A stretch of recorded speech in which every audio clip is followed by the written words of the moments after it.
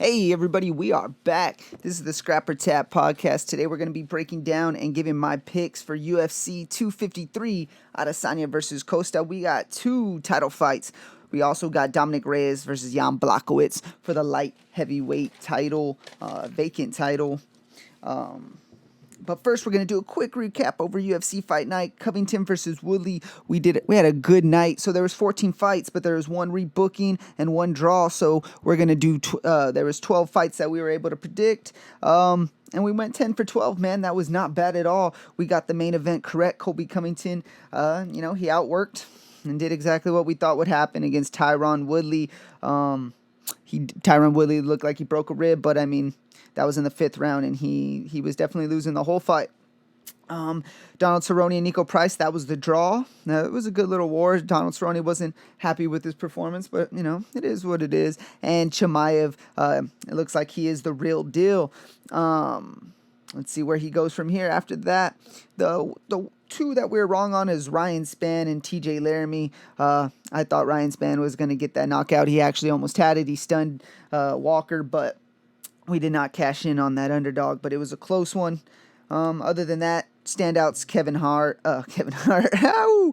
Holland and Jessica Rose Clark. Those two really stood out, and Randy Costa, that was my underdog that hit for me. So we went 10 for 12. The last 30 fights that I have made predictions for, we were correct on 26 of them. I've only been wrong on 4, so we're rolling, man. We're doing good. We're going to keep that momentum, keep that energy coming into UFC 253.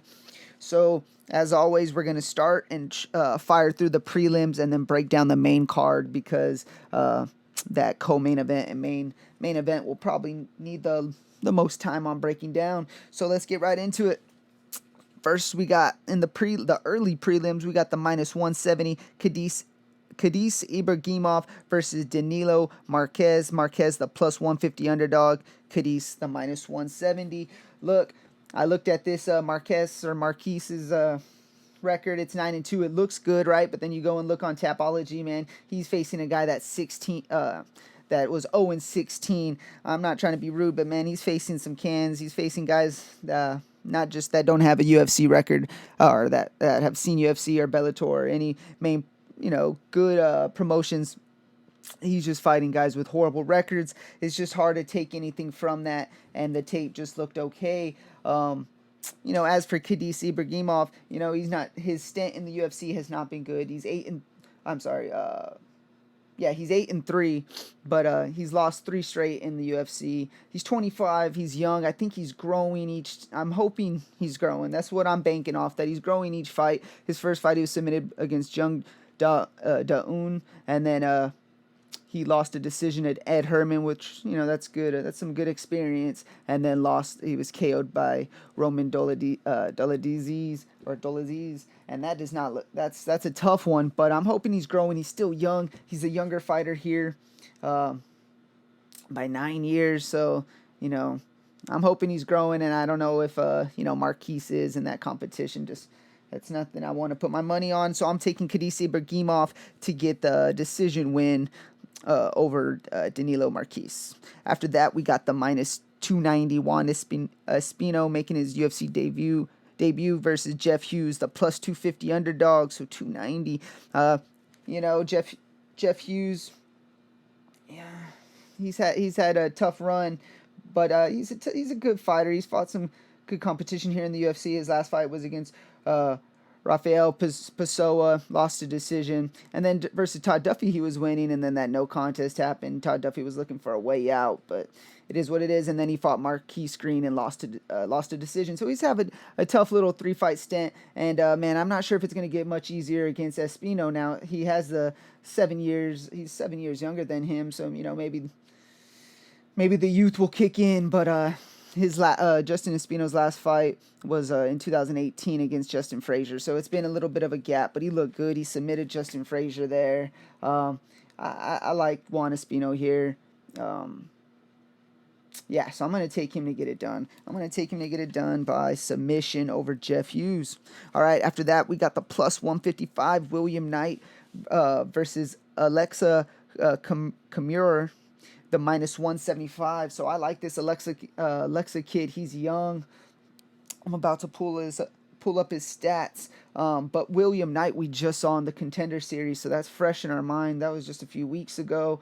And he looked pretty good. He's a tank, man. So that's going to be I think that's going to be the story for this fight. We got the tank versus, more of a talented, well-rounded fighter. Tank versus talent, man. The William Knight, he's just a specimen. He's big. He got the win by elbow, and it was vicious, but, he's just not too technical, It's technique versus tank, That's really what it is. William definitely can get it done. He got the puncher's chance and just that power. But, man, I like this Alexa Camur. He's young, 24 years old, and he looks like a beast. He had a flying, I believe it was a flying knee win in the Contender Series. Looked really good, and then he came into the UFC, and his debut was against Justin Ledet. Got it done by decision. Man, he's looking good. He also trains with Stipe Miocic, so he has some of the best training partners. I think he's just going to find William Knight slow and plotty, and he's very powerful, though, so he has that one-punch power. He has the chances to do it. I'm liking Camur here, so I'm taking Alexa Camur, the minus 175 to get it done by, it's going to be a knockout, man. I think it's going to be a knockout. This one's going to be a brawl. I'm probably going to get it done in the first, maybe stay safe and stay second. Maybe he's going to find his distance first round and then close in. But I think Knight's going to put some pressure on, and I think Alexa Camur is going to be forced to get that knockout. So after that, we got the minus 130 favorite, Shane Young versus Ludwig Klein, the plus 110 underdog. All right, man, this is going to be a pretty good scrap. So we got Shane Young, he's 27 years old. Klein's 25 years old. So they're right about the same age. I feel like Shane has the more experience and a little bit better experience. His last fight, he got a decision win over Austin Arnett. That's 2019. And he looked pretty good. I'm going to pull up his Tapology real quick. I know there was something I wanted to go over. But yeah, I've seen a few people on this Klein kid, but I'm a fan of Shane Young. I like him. He looked good his last fight. I'm hoping he's going to be a little more active here. So yeah, he has a loss against, that's what it was, Alexander Volkanovski, and it was a decision loss. So that does say a lot, man. That's in 2017. Volkanovski got a lot better, but to face Volkanovski, that type of a beast, a stud, that type of power, and he was already Volkanovski was 15-1 there, and for you to go to decision and whether it was close or not, that's a good little win. That's a mental win, man. And then he comes back, gets an elbow. He gets a TKO and then a decision win over Austin Arnett in the UFC. Those are good wins, man. Those are good. That's a good little resume. That's why I'm liking Shane Young over Ludwig Klein.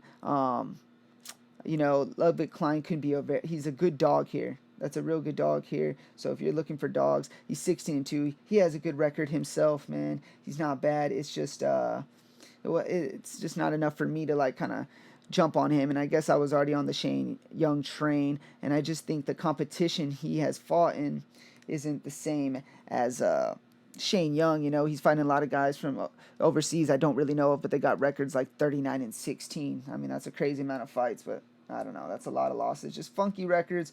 But he gets it all done, it seems, by TKOs and head kicks. So he's a stud, and man, he could be better than I'm thinking. He could be a very live dog. Ludwig Klein could be a live dog, but I'm taking Shane Young to get it done. Even though he hasn't fought in over a year, I'm taking Shane Young to get it done by decision over Klein. Then we got the plus 510 Diego Sanchez versus Jake Matthews, the minus 720. Man, I'm going to be quick with this one. I'm rolling with Jake Matthews. I don't think this is going to be a fun fight for Diego Sanchez. Maybe he can make it bloody and make it a war. I don't really see that happening. I think if Jake Matthews was in any trouble, he would take him down and dominate the ground position and ground and pound Diego Sanchez. That's what I'm really thinking would happen. But honestly, Jake Matthews could probably just stand with Diego Sanchez and get it done. But that's probably Diego Sanchez's best chance to catch him with some type of overhand and maybe put him in some a quick choke, a guillotine. But man, I'm really taking Jake Matthews to get it done. Probably standing up. He's probably going to catch the chin of Diego Sanchez, and then maybe lock something up, have submission of his own, quick guillotine or something. But yeah, I'm taking Jake Matthews, the big favorite, to get it done. Biggest favorite on the card by submission. All right, after that, I like this one. The last fight of the prelims, we got the minus 320 Brad Riddell versus Alex Da Silva Coelho, the plus 260 underdog. So Brad Riddell's coming in as the favorite. If y'all watch my videos, if you've been following me since April, I've been a big fan of Brad Riddell. I had him as my dark horse. I love the camp he trains out of. With I believe it's with Adesanya and all the guys from Australia and or New Zealand and I don't know, man. I'm just a big fan of Brad Riddell now. Alex Da Silva, he's 24 years old and he's hungry, man. I know he's hungry. He has a little bit of a reach on him. And he's a tough fighter, man. He looks pretty good when he's in there. His last fight, he lost to Alexander Yokolov by submission. That's a tough loss. I'm sorry, that's not his last loss. That was 2 fights ago. And then he came back with a good little win over Rodrigo Vargas. So he's a tough opponent. It wouldn't surprise me if he came out with something, but man, I like Brad Riddell. I'm gonna take Brad Riddell to get it done. Probably by decision, just outworking him the whole time, but I can definitely see him TKOing Alex Da Silva because Alex Da Silva, young, hungry, might try to finish this fight, and Brad Riddell's probably going to catch him. I'm taking Brad Riddell by decision, though. All right, after that, we get into the main event. The main card. We got Hakeem Dowodu versus Zabura Tukhugov, the minus 115, and Hakeem is coming in at the minus 105. It's basically a pick 'em. I see a lot of people on Zabura right now, and I understand, man. He is a beast. He's a really good fighter, coming in with a pretty solid record, 19-4. His last fight, they're both 29 years old, man, basically in their prime. But his last fight, Zubira got a KO win over Kevin Aguilar, looked really solid there. Before that, he fought Leron Murphy, and that was a draw. But Leron Murphy, man, I like him a lot. He's the real deal. 9-0, and then before that, he took a 3-year layoff. I mean, he fought in 2016, so he had a 3-year layoff, but came back strong. Got a KO against Kevin Aguilar. Now he's facing Hakeem, man. The thing is, I'm just a big fan of Hakeem. I'm going to tell you right now. So if you're feeling Zabira, if you have a gut feeling, ride with it. There's reasoning, go for it. But I'm taking Hakeem, and these are my reasons. So he has a 5.5-inch reach advantage, and I think he's going to be the quicker fighter, and I think he's going to be able to keep the distance, keep it up, and outwork and outpoint him. Very similar to the Julio Arce fight, which that was his last fight. Before that, he had a knockout win over Yoshimori Hori. Man, he's looking good, and I'm just a fan of him. As soon as he made that debut, he caught my eye in this featherweight division, and I think he has that body type, that length, and that reach that can really bring some problems to opponents. So, man, I'm rolling with Hakeem Dowodu to get it done, and I'm going to take him by a TKO, man. But it's going to be a good fight. TKO or decision, but I'm rolling with TKO. After that, we got the minus 170 favorite, Caitlin Vieira versus Soraya Eubanks, the plus 150 underdog. Soraya's coming in as an underdog. She looked pretty good her last fight. She got a win, and I took the opponent. Let me pull her up real quick. So she's 35 years old. Vieira's coming in at 29, so there's a good little age gap.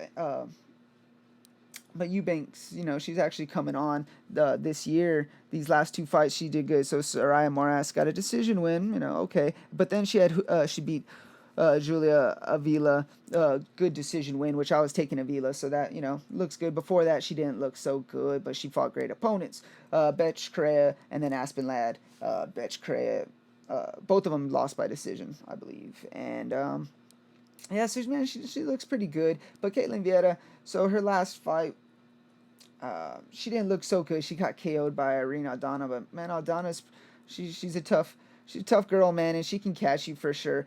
But I like the experience for the Brazilian. She's 10-1, and she's been in there with the likes of obviously Aldana, Kat Zingano, Sarah McCain, and Evan Smith. So, man, she's been in there with some good opponents. I'm liking her to get it done. I think she might catch some type of triangle, maybe some type of submission. I think Eubanks maybe will catch her with some punches. She is a strong girl. Maybe get on top of her, and Eubanks is going to be looking good with a ground and pound. I think Eubanks is probably going to maybe even win round 1, and then second round, Ketlin Vieira to get the submission, maybe even from the bottom, if not just by decision. But I'm liking Ketlin Vieira here, so I'm going to take the favorite to get it done.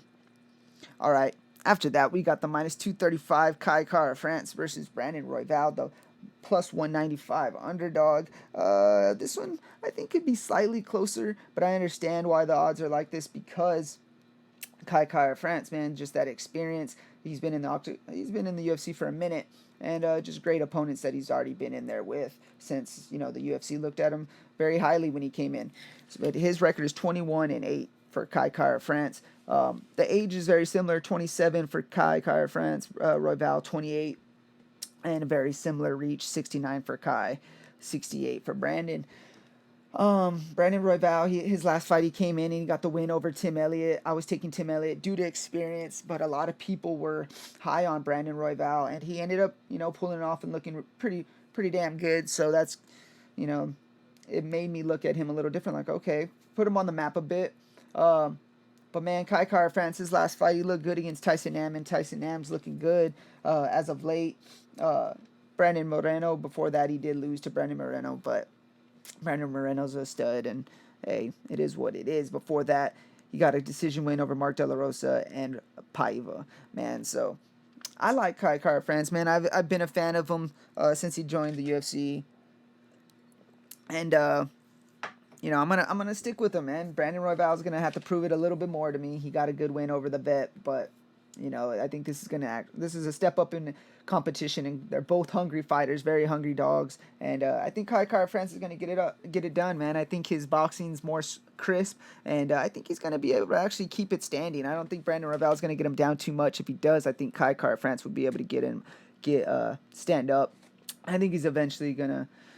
I was going to say catch him, but no, I think he's going to just outwork him, out punch him, show his boxing, and get the W, man. I'm taking Kai Kara France by decision. All right, now we get into the first title fight of the night. We got the minus 275 Dominic Reyes versus Jan Blachowicz, the plus 235, the Polish Power. So we got Dominic Reyes. People say can be that he's the people's champ, man. A lot of people believe he beat John Jones. I thought it was a super close fight. Could have went either way, and I get it. I get the hype. I don't even know. You can't even say it's hype after that fight. It was a good one. So I'm going to start with Dominic Reyes. And these guys are pretty similar in stature. Dom's a bit younger. And we know the fight with John Jones, so we're jumping past that, man. Before that, he fought Chris Weidman. Nice KO, but Chris Weidman, man, he's past his prime. And then he had a decision win over Volkan Ozdemir, not too bad. And then before that, decision win over OSP and a KO win over Jared Cannonier. And that was in 2018. Dominic Reyes, man, he's a stud. He was a football player originally, came into this very athletic, and man, he adapted very well. And he's just a natural puncher, man. He's a natural boxer. And he's very well-rounded. So, man, he's going to be a stud. And if he gets this win, he's going to be a problem in that division. And he might hold on to that title for a good while. Now, Jan Blachowicz, his last fight, he KO'd Corey Anderson. A lot of people thought Corey Anderson was going to walk all over him. Jan got it done. Before that, he had a win over Ronaldo Souza. Yes, Souza's out of his prime, but still dangerous. Got a nice win. KO win over Luke Rockhold, and a lot of people give him crap, but man, he did what he had to do. Yes, Luke Rockhold is chinny and, past his prime, but he got it done, and that's all you can ask for him. And it's very similar to Dominic Reyes beating Weidman. Weidman's past his prime, and, some could say he's chinny too. So, and then before that Luke Rockhold knockout, he was knocked out by Thiago Sanchez. But after that, man, he's made a run, and he's doing good. A lot of people are going to be on Dominic Reyes here. He's a minus 275 for a reason. But this is the underdog I'm liking for the night. I'm taking Jan Blachowicz to get it done. I think Dominic Reyes is going to win the first round, maybe even the second round. But definitely I think he's going to win the first round. I'm not going to say he's going to get cocky, but I think he's going to get a little more confident, and he's going to put the pressure on Jan Blachowicz because he's going to want to get it done. I don't think he's going to want to just outpoint him. And I think Jan Blachowicz is going to catch him. And I think that's Jan Blachowicz's probably best way to get it done is by knockout. Very similar fashion to Corey Anderson coming in on him. Corey Anderson thought he was going to get it done. He was throwing some big haymakers, and Jan just caught him with the sharp punch. And I think he's going to do the same to Dominic. Now, if Dominic sits back and is smart the whole time and, just outpoints him, he definitely can get it done. But I think he's going to get in dangerous waters, and we're going to see his chin. If he gets this win, Dominic gets the win, he's going to be the champ for a long time, I think, for a good minute. I like Dominic Reyes a lot, but I feel like the experience, the older guy, the vet, man, he knows this is his probably last chance to be the light heavyweight champion, and I think he's going to try to take advantage of it, man. And I'm liking Jan Blachowicz, and that's going to be my big underdog. Let me know how y'all feel in the comments, because I know a lot of people are not with that one, but hey, man, I'm liking the underdog, and I have a feeling he's getting that KO second or third round. All right. Then we got the main event, the minus 170 Israel Adesanya versus Paulo Costa, the plus 150. Man, this could be the night of the underdogs, but let's see. What's the saying? Someone's gots to go, but there could actually be a draw. So, we're starting with Israel Adesanya first. His last fight was against Yoel Romero, very lackluster. A lot of people will give him crap about that and maybe are turning their back towards him, but that's silly, man. Yoel is a beast with crazy power. He was waiting for him to bring it. No one brought it. But he sat back and chose to stick to the smart game plan and get it done against Yoel Romero. It is what it is, man. But before that, look what happened. Someone that pressured him, Robert Whittaker, knocked him out, finished him in the second round, KO. Man, and that was the champion for a long time, or for a good while. And Robert Whittaker, I'm a big fan of. He's a solid fighter, and I think that's going to be very similar to this Costa fight, because I think Costa is going to try to bring it and close that distance, and we're going to have to see his chin. Adesanya is longer, very lanky. He's going to use all his limbs, and I think that's going to be the thing that might, Costa's going to come in, and that reach for Israel Adesanya is going to get it done. I think he has a long reach on him as well. Let's check it out. I think it's like 6 inches or something. 8 inches, 8-inch reach advantage. So not much of a height advantage, 2 inches. We'll see. But yeah, man. So let's check out Paulo Costa. He's been on a tear too, man, and I like him a lot. Obviously a specimen in there. He went to decision with Yoel Romero as well, just like Israel Adesanya did. I don't know why those are the only ones coming up. Let's pull up his Tapology real quick. But yeah, man, Paulo Costa, he's been on a little tear, and he's doing what he has to do against his opponents. But I think it's going to be a bit tougher than just put your chin down and try to walk in on Israel Adesanya. I think he'll light him up just like Whittaker did. Paulo Costa definitely has a shot. I think this is the toughest test for Israel Adesanya. This opponent this could be his downfall, or it could be the type of opponent he truly likes that closes the distance, or that comes in just like Robert Whittaker did. So, like I said, Costa's fought Yoel Romero, went to decision, TKO'd Uriah Hall, and then knocked out Johnny Hendricks, out of his prime. Those are his last couple fights, so, it's nowhere near the experience of Israel Adesanya, but he's looking like a beast, and he's doing it great, doing exactly what he has to do, pure KOs, basically, except against Yoel Romero. So I understand the hype behind Costa. It might not be hype. Maybe he can prove me wrong. I like Paulo Costa. If he gets it done, I would imagine it's an automatic rematch, or one fight, then Israel's right back to going at it. I'm taking the champ. I'm taking Israel Adesanya to get it done. The last style bender. I think he's just more technical, and I think we're gonna see a really great display. And this is gonna make everybody say, "All right, we hyped up Paulo Costa just a bit, or we're underplaying Israel Adesanya a bit." And I think we're just underplaying Israel Adesanya. I think he's that type of fighter. That's why the UFC loves him. But let me know how y'all feel in the comments. These are my picks. But real quick, I'm going to give you all my favorite underdogs and then my biggest lock of the night. So my favorite underdogs, I would have to take, obviously, Jan Blachowicz to get it done. And then one that's a little bit closer, I would say Ludwig Klein to take out Shane Young. Shane Young's coming off a little bit of a layoff, so Klein can get it done. My biggest locks, I'm taking Brad Riddell to get it done over Alex De Silva. I like Brad Riddell a lot, so that's going to have to be my biggest lock. Or Kai Kara France, but I'm gonna say Brad Riddell is my biggest lock of the night to get it done. So this is the Scrapper Tap podcast, and I appreciate y'all for tuning in.